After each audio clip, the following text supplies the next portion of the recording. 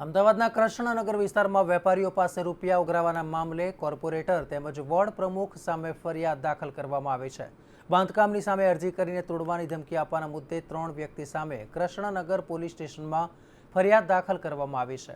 આ ફરિયાદને આધારે પોલીસે તપાસ હાથ ધરી છે। સ્થાનિક સૂત્રોના જણાવ્યા અનુસાર ફર્નિચરનો વેપાર કરતા વેપારી કિશોર સરવૈયા સહિતના વેપારીઓને કોર્પોરેશનમાં અરજી કરીને બાંધકામ તોડી પાડવાની ધમકી આપવામાં આવી હતી। ત્યારે ધમકીને પગલે વેપારીઓએ પોલીસ સ્ટેશનમાં ફરિયાદ નોંધાવી હતી।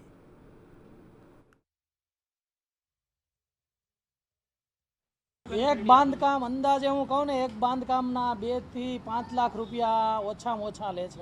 કે તમે મારે મ્યુનિસિપલ અધિકારીઓ સાથે લાગવગ છે ને તમે ખોટું બાંધકામ કરો છો। મેં એમને કીધું મારે ઇમ્પેક્ટ ફી ભરેલી છે, જગ્યા કાયદેસરની છે અને અમે ખાલી રિનોવેશન કરીએ છીએ। જે બધા નાગરિકોને પોતાની રીતે રિનોવેશન કરીને વિકાસ કરવાની સત્તા હોય છે।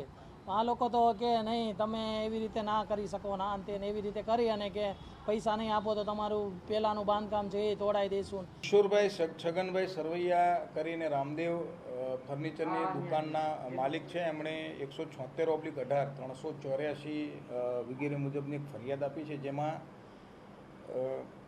3 એક્સ કોર્પોરેટરમાં એક મુકેશભાઈ તાવીતિયા કરીને છે, પ્રશાંતભાઈ જાદવ છે ને પ્રફુલભાઈ ઠાકર, આ 3 જણા એના બાંધકામ ગેરકાયદેસર છે અને મ્યુનિસિપાલિટીમાં અરજી કરી અને તોડાવી નાખવાની ધમકી આપી અને અલગ અલગ રકમો એની પાસેથી મેળવી છે।